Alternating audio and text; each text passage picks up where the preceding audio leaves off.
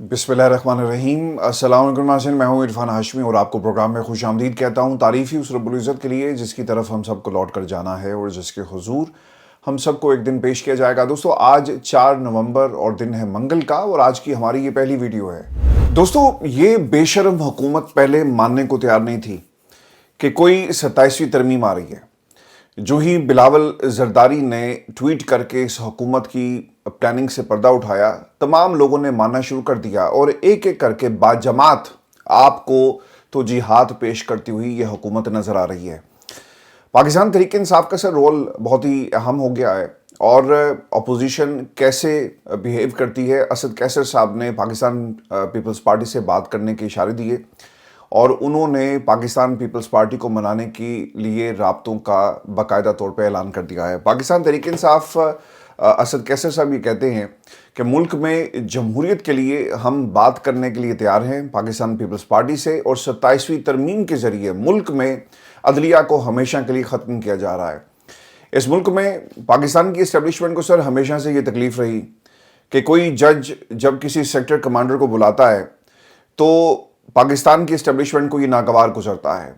कोई जज जब तौहीन अदालत के केस में ये रिमार्क्स दे कि मैं आपके बड़ों को बुलाऊंगा और आपके खिलाफ कार्रवाई होगी, तो ये भी पाकिस्तान की इस्टेब्लिशमेंट के लिए काबिल कबूल नहीं होता। इस मुल्क के अंदर आज तक जितनी भी तरामीम की गई या फिर नए कानून बनाए जाते हैं वो फ़र्द वाहिद के लिए या फिर फ़र्द वाहिद की मर्ज़ी से बनाए जाते हैं।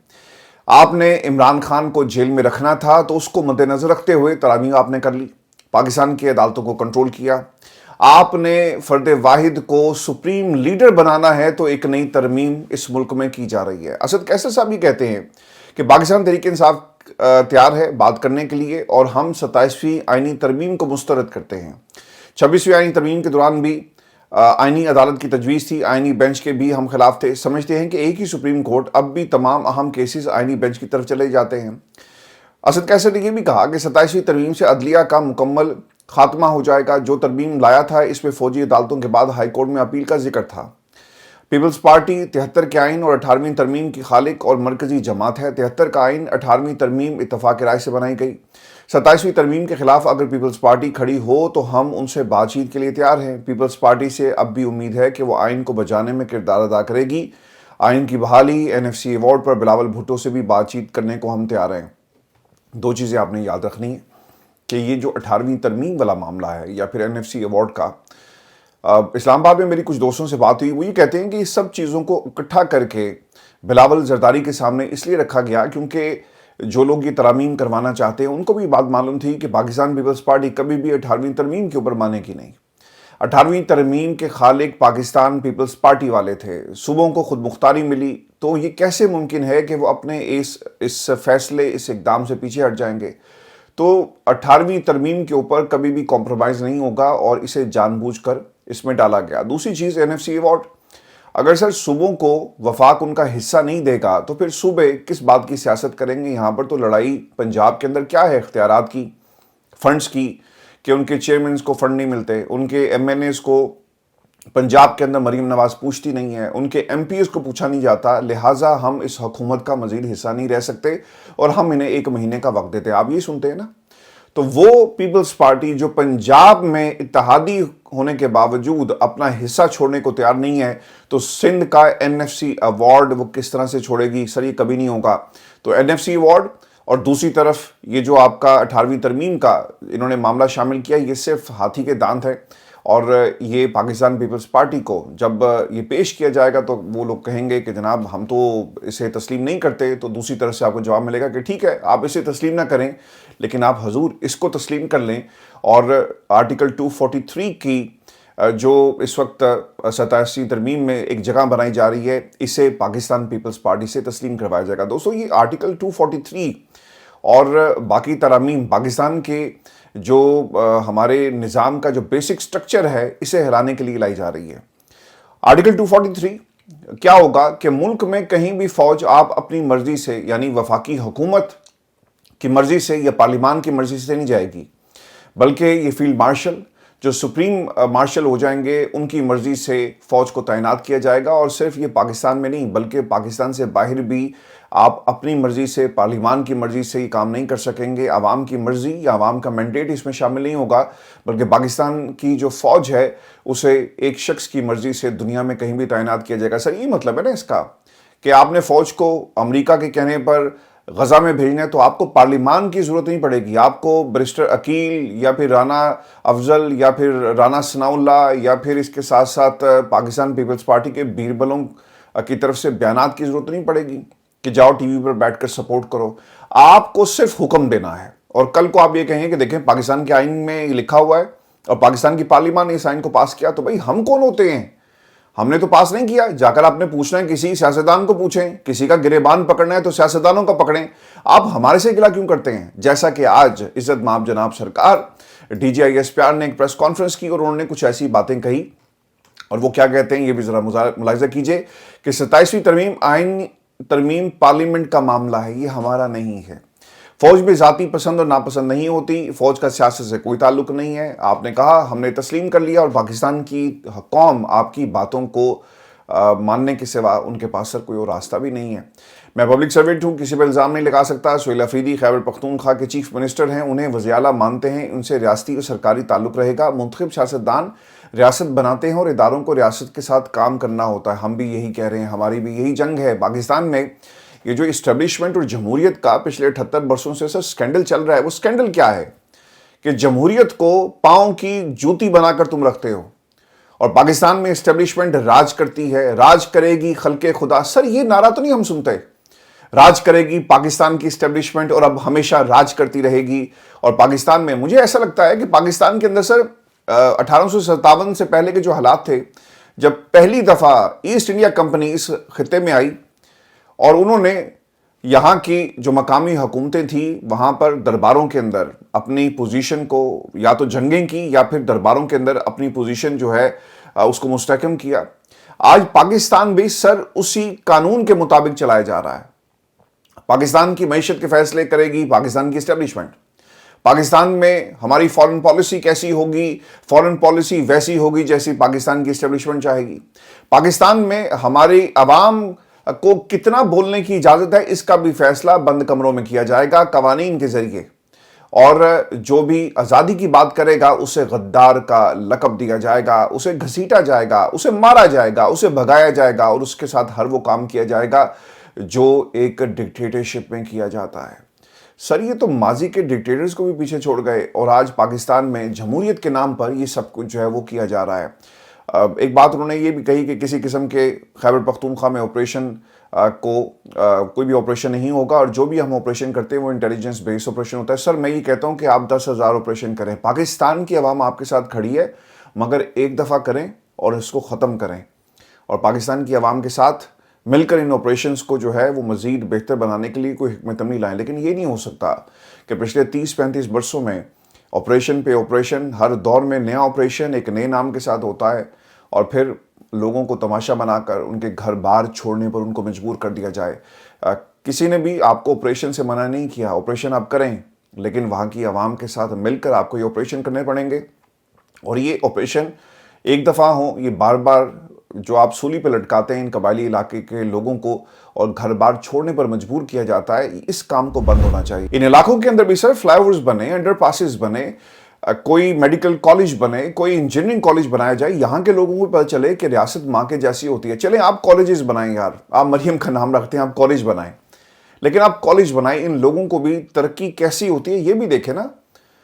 35-40 برسوں میں تو ترقی انہوں نے دیکھی نہیں، انہوں نے دیکھا، انہوں نے جہاز دیکھے، جدید جہاز دیکھے، انہوں نے جدید اسلحہ دیکھا، لیکن انہوں نے جدید سہولیات کیا ہوتی ہیں سر یہ کبھی نہیں دیکھا، اور ہم ان علاقوں کو پاکستان کا حصہ نہیں سمجھتے۔ ایک بات انہوں نے نا جو ڈی جی صاحب تھے انہوں نے ایک اور کہی، چونکہ 27ویں ترمیم کے حوالے سے ان سے سوال ہوا تو انہوں نے کہا جی کہ ہمارا اس سے کوئی تعلق نہیں ہے، یہ پاکستان کی پارلیمان کا استحقاق ہے۔ یہ وہی باتیں ہیں جو جج صاحب کرتے ہیں جب ان سے کہا جاتا ہے نا کہ آپ ملٹری کورٹ کے حق میں فیصلہ دیتے ہیں، اور جو بینچ اس وقت بیٹھا ہوا ہے اس کا کوئی آئینی استحقاق نہیں کہ وہ اپنے ہی خلاف درخواست سنیں۔ وہ کہتے ہیں کہ جناب پارلیمان میں جائیں، ترمیم کروا کر لے آئیں، یہ ہمارا کام نہیں ہے، پارلیمان سپریم ہے، اس نے ایک ترمیم کی، ایک آئینی بینچ بنا دیا, ہم بیٹھے ہوئے ہیں, ہم سنیں گے. اگر آپ کو تکلیف ہے تو آپ جائیں پارلیمان میں ترمیم کروا کر لے آئیں, ہم نہیں سنیں گے.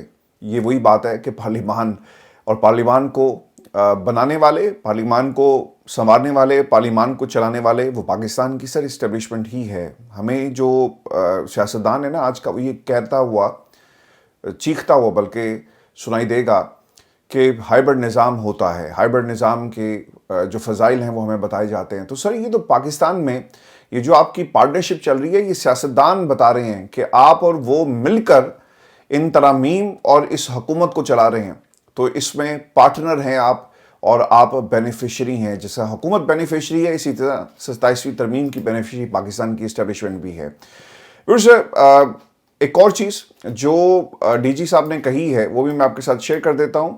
اور وہاں پر ایک صحافی, آج ٹی وی کی غالباً بیورو چیف ہیں فرزانہ علی, وہ بیٹھی ہوئی تھی اور ان کے درمیان دلچسپ جملوں کا تبادلہ ہوا. خاتون ہے, شاید ان کو کسی نے کچھ نہیں کہنا, اور وہ کہہ رہی تھی کہ ریاست تو سر آپ ہی ہیں پاکستان میں. الفاظ کیا تھے وہ کہتی ہیں جی کہ پشاور سے تعلق رکھنے والی آج نیوز کی بیورو چیف صحافی فرزانہ علی نے کہا کہ ریاست تو آپ کو ہی سمجھا جاتا ہے, آپ کی مرضی کے بغیر تو نیوز چینل پر ایک ٹکٹ نہیں چل سکتا. سر بالکل ٹھیک ہے, تو ریاست تو آپ ہی ہیں اور آپ جو کچھ کر رہے ہیں پاکستان کی عوام اسے دیکھ رہی ہے, اور تماشا ہم بنے ہوئے ہیں اور تماشا یہ دیکھا جا رہا ہے خاموشی سے. اس ملک کے اندر کوئی تحریک چلتی ہے, پاکستان کی عوام نہیں نکلتی, اور الٹیمیٹلی اس کی قیمت جو ہے اب ہماری نسلوں کو اٹھانی پڑے گی. اس ملک کی سر بدقسمتی پتہ کیا ہے کہ ہم یہاں کی عوام ہیں, اور ایسی عوام جو تماش بین ہے, ہجوم ہے, جو سامنے کوئی ایکسیڈنٹ ہو جائے تو اپنے فون کو نکال کر ویڈیو بنانا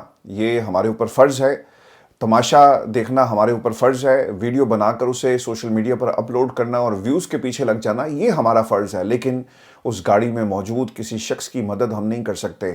کسی کے لوٹنے پر ہم کیا کرتے ہیں, ہم اس کو مزید لوٹتے ہیں, اس کے سامان پر ہماری نظر ہوتی ہے, ہم ایمبولنس کو کال نہیں کرتے, ہم کہتے ہیں کہ یار پہلے اینوں تو لوٹو نا.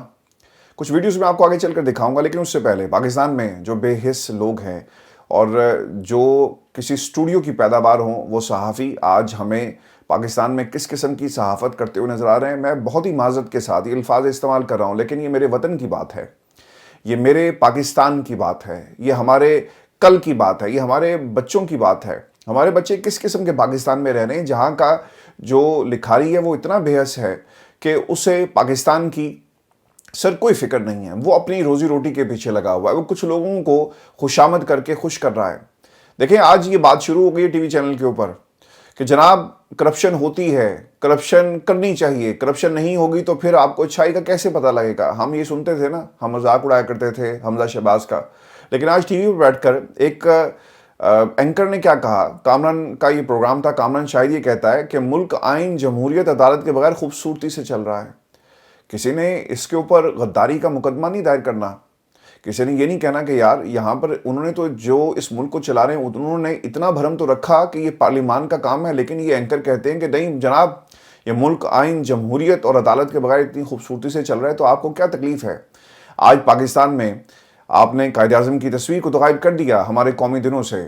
بہت قریب ہیں وہ دن جب پاکستان کی کرنسی کے نوٹ کے اوپر بھی ان کے خاندانوں کی تصویریں ہوں گی, یا پھر کسی بہت ہی بڑے عہدے کی جسے بنانے کی کوشش کی جا رہی ہے. آج اس ملک کے اندر قائد اعظم کے نام کو صرف ہم استعمال کرتے ہیں تاریخ کے ایک طالب علم کی حیثیت سے, لیکن قائد اعظم نے کیا کہا اور قائد اعظم کا پاکستان بنانے کا نظریہ کیا تھا, اسے مکمل طور پہ فراموش کر دیا گیا. آج ہمیں سننے کو ملتا ہے, جب مصطفیٰ نواز کھوکھر نے اس سے پہلے بھی کہا نا, آپ کو یاد ہوگا کہ ایک اور شخص آج کل آپ کو ٹی وی پہ نظر آ گیا, ادھر سے 27ویں ترمیم ہوئی اور ادھر سے فیصل واڈا صاحب کی آمد ہوتی ہے. وہ کیا کہا کرتے تھے کہ جناب قائد اعظم کا پاکستان آپ کو نہیں مل سکتا, آپ کو علامہ اقبال کا پاکستان نہیں مل سکتا, جو پاکستان آپ کے پاس ہے آپ کو اسی پہ گزارا کرنا ہے. سر اسے بطور پالیسی پاکستان میں صحافیوں نے اڈاپٹ کر لیا ہے. اب وہ یہ کہتے ہیں کہ جناب یہ تو 48 کی بات ہے, قائد اعظم محمد علی جناح کا انتقال 48 میں ہو گیا, تو آپ کیوں بات کر رہے ہیں, آپ کیوں اتنے باولے ہوئے جاتے ہیں, قائد اعظم کا پاکستان ڈھونڈنے کا آپ کو اتنا کیوں شوق ہے. مصطفیٰ نواز کھوکھر صاحب نے کہا تو کیا جناح صاحب غلط تھے. کامران شاہد آگے سے کہتا ہے کہ 48 گزر گیا, اب 2025 ہے, 2025 کے پاکستان کی بات کریں, یہاں پر قائد اعظم کے پاکستان کو آپ کیوں تلاش کرتے ہیں, اور آگے بڑھیں, ملک ایسے ہی چلے گا. آج ٹیلی ویژن چینل کے اوپر قائد اعظم محمد علی جناح کے بارے میں ایسی باتیں ہو رہی ہیں. سر پیچھے کیا رہ جاتا ہے؟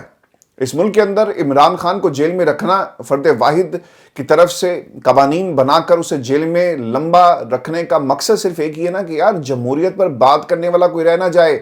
یہ جمہوریت کے جتنے بھی وکالت کرنے والے آ جاتے ہیں پہلے ان کو تو رگڑا لگاؤ. اور ان کا ساتھ دے رہے ہیں پاکستان کی اسٹیبلشمنٹ کے یہ صحافی کیا سر، یہ اینکرز ہیں، صداکار ہیں، اداکار ہیں جو پاکستان کی عوام کو بیوقوف بنا رہے ہیں. پاکستان پیپلز پارٹی کو کوئی مسئلہ نہیں، یہ فیصل واڈا صاحب نے کہا ہے اور وہ یہ کہتے ہیں کہ 27ویں ترمیم ہوگی، ضرور ہوگی اور بہت جلدی ہوگی. آصف زرداری صاحب شطرنج کا بے تاج بادشاہ ہے، سب سے بڑا کھلاڑی ہے.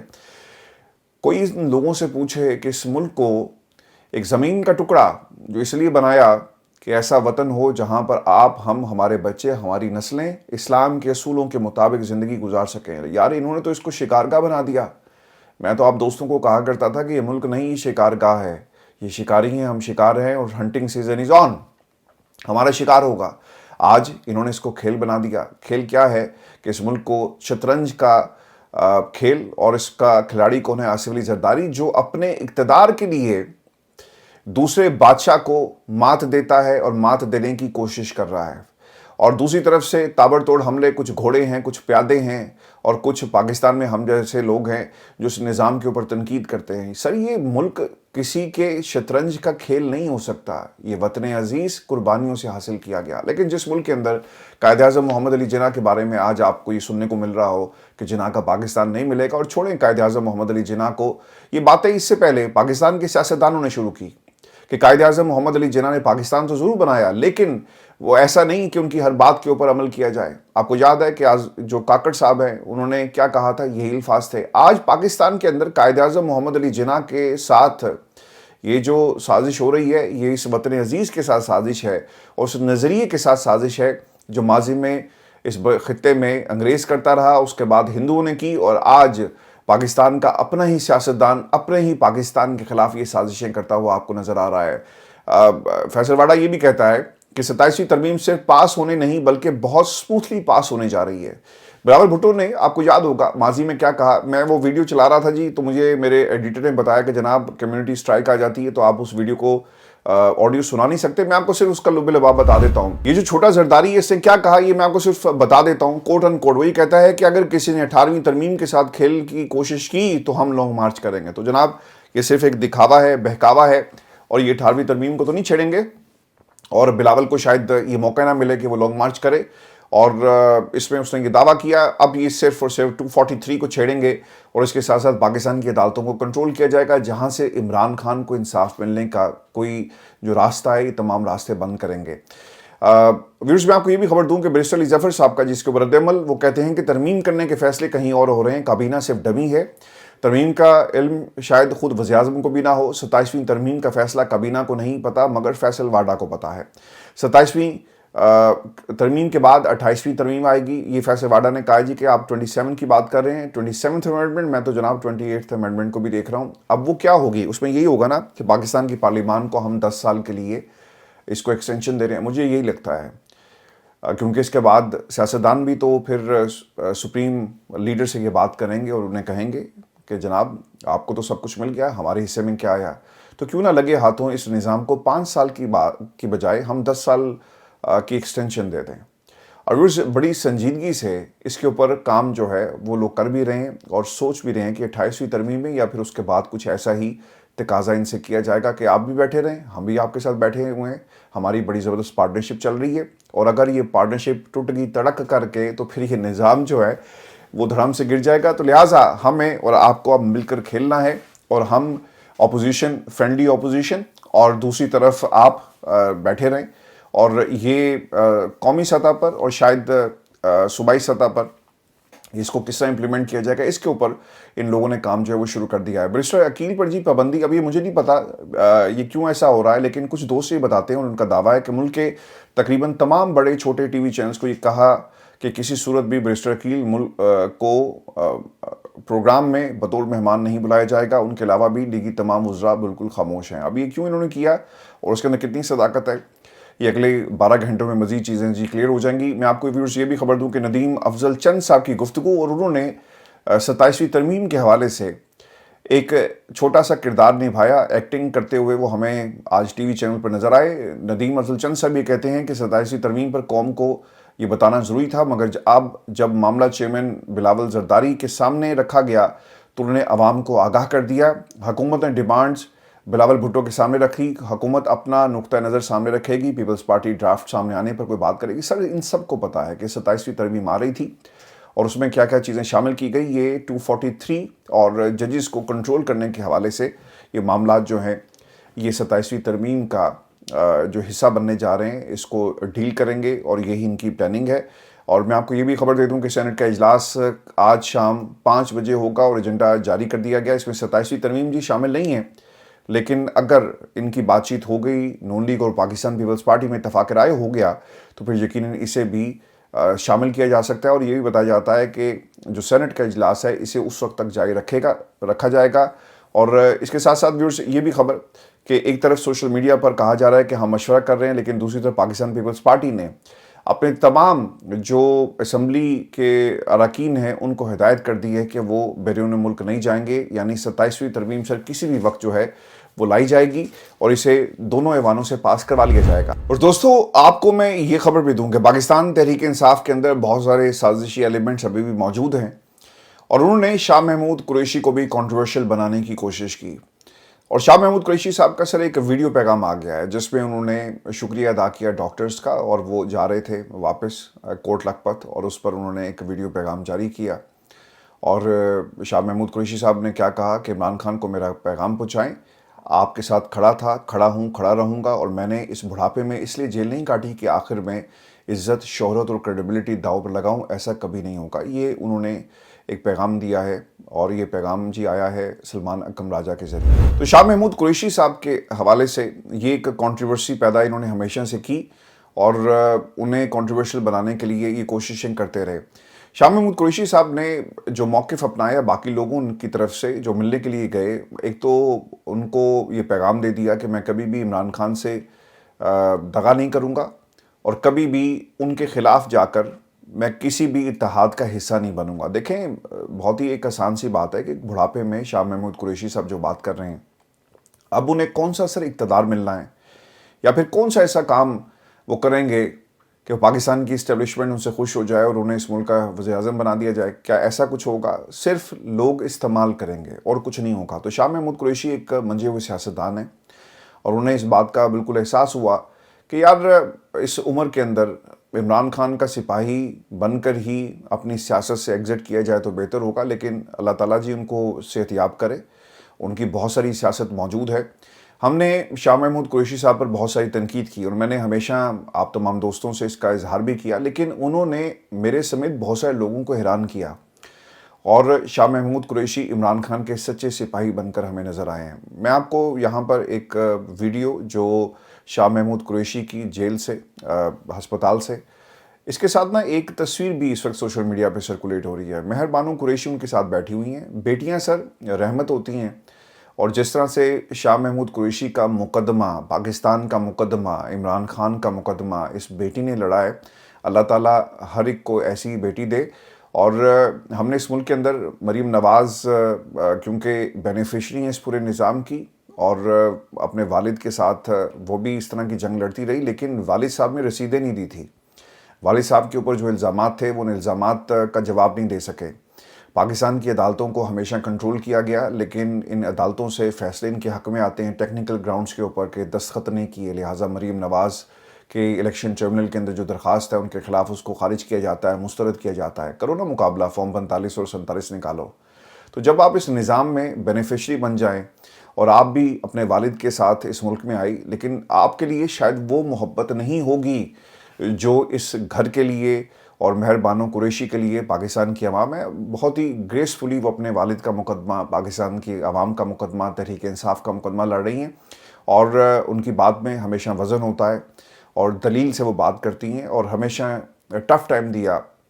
میں نے جب بھی سر ان کو سنا ہے تو مجھے ذہن سے زیادہ، یعنی یہ دونوں ہم کہنے کو یہ کہہ سکتے ہیں کہ جناب مروثیت تو یہاں بھی ہے، لیکن مہر بانو اسی طرح سزا کاٹ رہی ہیں جس طرح ان کے والد کاٹ رہے ہیں، اسی طرح وہ تکلیف میں مبتلا ہیں جس طرح ان کے والد ہیں، اور یہ پاکستان کے لیے ہو رہا ہے۔ تو مہر بانو قریشی کو سر ضرور سپورٹ کریں اور انہوں نے اپنی عملی سیاست کے ذریعے بتایا کہ بے شک یہ ان کے والد سیاستدان وہ خود بھی اور ہماری جنگ بھی اس ملک کے اندر مروثیت کے حوالے سے، لیکن جو زین نہیں کر سکا وہ مہربانوں نے کر کے دکھایا۔ زین قریشی غائب ہے جی، کہاں ہے، کیسے ہے؟ اس کے اوپر بھی بہت سارے الزامات ہیں کہ اس کو اٹھا لیا گیا اور وہ ووٹ دینے کے لیے تیار تھا، لیکن sir he is nowhere to be seen in Pakistan's politics, اور شاہ محمود قریشی کی یہ فیملی پاکستان کے لیے سر لڑ رہی ہے۔ میں آپ کو یہ خبر بھی دوں کہ 30 کارکنان کے خلاف مقدمہ خارج ہو گیا جی، اور انسداد دہشت گردی عدالت کے جج جی منظر علی، انہوں نے تحریک لبیک پاکستان کے 30 کارکن کیس سے ڈسچارج کیے۔ پولیس کے مطابق ملزم موقع پر موجود تھے، ڈنڈے وغیرہ نہیں ملے، جج نے جسے مسترد کر دیا۔ اب وہ آپ کو یاد ہوگا کہ 9 مئی میں بہت سارے لوگوں کو اس لیے سزا سنائی گئی کہ جناب یہ بھی موقع پر موجود تھا، لہٰذا اس کو بھی آپ جو ہے وہ پکڑ لیں۔ اس میں ایک تو جی سوشل میڈیا پوسٹ پر ختیجہ شاہ کو سزا ہوئی، اور دوسری جانب اعجاز چودھری کو 10 سال سزا کے خلاف اپیل کی سماعت نہیں ہو سکی۔ لاہور ہائی کورٹ کے جسٹس سید شہباز علی رضوی کی طبیعت خراب ہونے پر کاز لسٹ جو ہے اسے منسوخ کر دیا گیا۔ تو سر یہ اس ملک کے اندر تماشا لگا ہوا ہے پاکستان کے اندر۔ سر یہ صرف تماشا نہیں ہے، یہاں پر بڑے بڑے تماشبین ہیں اور جو پاکستان کے اندر تماشا صرف دیکھتے ہیں۔ میں آپ کو کچھ ویڈیوز دکھاؤں گا۔ اس ملک کی بدقسمتی یہ ہے کہ یہ وطن جن لوگوں کے لیے بنایا گیا، آج وہ اپنے حقوق کے لیے لڑنے کے لیے تیار نہیں ہیں۔ یہ صرف عمران خان کی ذمہ داری تو نہیں تھی نا، نہ ہے، نہ ہی صرف شاہ محمود قریشی کے گھر کی ذمہ داری ہے، نہ ہی ان لوگوں کی ذمہ داری ہے جو عالیہ حمزہ کی شکل میں، یاسمین راشد کی شکل میں، جو اس عمر کے اندر نظام کے آگے سر نہیں جھکا رہی، ڈٹ کے کھڑی ہیں۔ غریب روزانہ گھر سے نکلتا ہے روٹی کے لیے، لیکن وہ اپنے حقوق کے لیے آواز اور اپنے مستقبل کے لیے لڑنا نہیں جانتا یا لڑنا چاہتا ہی نہیں ہے۔ آج کچھ ویڈیوز یہ دیکھ کے سر بہت زیادہ تکلیف ہوئی کہ ہم کتنے بے حس ہیں۔ ہم سب ایک اپرچونٹی کی تلاش میں ہیں۔ یہ پہلی ویڈیو آپ دیکھیں جس میں عمران خان کے اوپر الزام لگانے والے، عمران خان کو چھوڑ کر جانے والے، ان کی یہ خواہش ہوا کرتی تھی کہ یار کسی طرح ہم عمران خان کے پیچھے کھڑے ہو جائیں، ہماری تصویر آ جائے، ہم دنیا کو بتائیں، دکھائیں کہ دیکھو یار عمران خان کے بالکل پیچھے کھڑے تھے، اور عمران خان نے ہمارے ساتھ جو ہے وہ تصویر بنائی، ہمارے اوپر بہت زیادہ اعتماد کرتا ہے۔ اس میں آپ کو شفقت محمود صاحب نظر آئیں گے، اس میں آپ کو وہ عظمیٰ کاردار جو پاکستان مسلم لیگ نون کو پیاری ہو گئی۔ دیکھیں یہ فیصل واڈا صاحب بھی، جن کی سیاست جو ہے وہ پاکستان تحریک انصاف سے شروع ہوئی اور آج وہ پاکستان کی اسٹیبلشمنٹ کو پورے کے پورے پیارے ہو گئے۔ پھر اس لسٹ کے اندر آپ کو عامر مغل صاحب نظر آ رہے ہیں، اور بہت سارے لوگ ہیں جنہوں نے پاکستان تحریک انصاف کو چھوڑ دیا۔ اور پھر کچھ لوگ آپ کو ایک دوسرے کے کانوں میں کہتے ہوئے نظر آ رہے ہیں کہ ایم این ایز کے بارے میں بات کریں۔ میرا خیال ہے کہ مغل صاحب ہیں، وہ کہہ رہے ہیں کہ ایم این ایز کے بارے میں بات کریں، اور کیوں نہیں آپ کریں۔ پھر عمران خان آئے اور ہر بندے کی یہ کوشش تھی کہ کسی طرح عمران خان کے ساتھ تصویر بنائی جائے۔ تو سر یہ ایک اپرچونٹی کی تلاش میں یہ سارے کے سارا سیاسی ٹولہ آپ کو نظر آئے گا۔ جب وقت آیا قربانی دینے کا، سب لوگ چھوڑ کر عمران خان کو چلے گئے۔ آج محمود خانہ چکزئی صاحب نے ایک بات کہی ہے کہ اگر سارے مل کر بیٹھ کر یہ فیصلہ کر لیں کہ آپ نے پاکستان کو کیسے چلانا ہے تو میں عمران خان کو منا کر لے آؤں گا۔ دیکھیں راستہ آج نکلے کل نکلے، لیکن اس بات کا فیصلہ اب ہونا باقی ہے کہ آپ نے لڑنا ہے یا پھر اس نظام کے آگے سر جھکانا ہے، یا پھر ہمیشہ کے لیے جیل میں رہنا ہے، یا پھر پاکستان میں ہم کہہ کر تھک جائیں گے اور پاکستان کی عوام نہیں لڑے گی۔ آج ایک اور ویڈیو جو ہماری بے حسی کی ایک زندہ تصویر ہے۔ اس ملک کے اندر جو قوم ایسے لوگوں کو، میں کسی کے سر خلاف نہیں ہوں، لیکن ایک نیلی گاڑی، نیلی بتی والی گاڑی، اور اس میں ایک ڈانسر کو لایا جاتا ہے۔ اب یہ کون ہے آپ دیکھ لیں، اور اس کے حوالے سے پاکستان کی سوشل میڈیا کے اوپر لوگ جو ہیں وہ تفصیل سے بات بھی کر رہے ہیں، اور ان کا جو تعلق ہے، کہاں سے ہے، یہ گاڑی کس کی ہے، اس پر بات ہو رہی ہے، اور بتایا جا رہا ہے کہ کس طرح سے ایک ایم پی اے کی گاڑی کو آپ نے ٹیکسی سروس بنا لیا اور لوگوں کو لانے لے جانے کے لیے آپ اس کو استعمال کر رہے ہیں۔ یہ پاکستان میں ہماری بے حسی ہے کہ ہم جب ان کاموں میں لگ جائیں گے تو سر ہم نے عوامی نمائندوں سے جو کام لینا تھا یا جو ان کا کام ہے وہ نہیں کریں گے تو پھر 27ویں ترمیم ہی ہوگی۔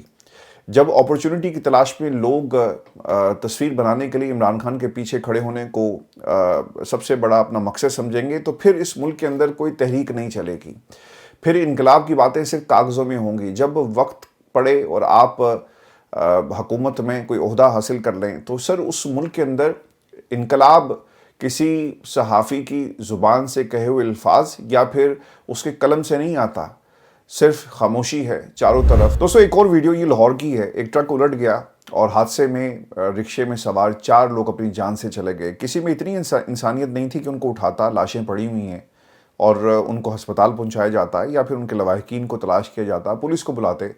وہاں پہ کیا ہوا جی، ٹرک الٹ جاتا ہے اور مشروبات کی جو بوتلیں تھیں ان کو لوگوں نے لوٹنا شروع کر دیا۔ تو جس قوم کے حوصلے ایسے ہوں گے تو سر آپ انقلاب کی بات تو نہ کریں۔ پاکستان میں ایک اپرچونٹی کی تلاش میں سے ہر بندہ ہے۔ یہ ملک شاید اس نے بن کے کوئی بہت بڑی غلطی کر لی کہ ہم اپنے ہی پاکستان سے بدلہ لے رہے ہیں۔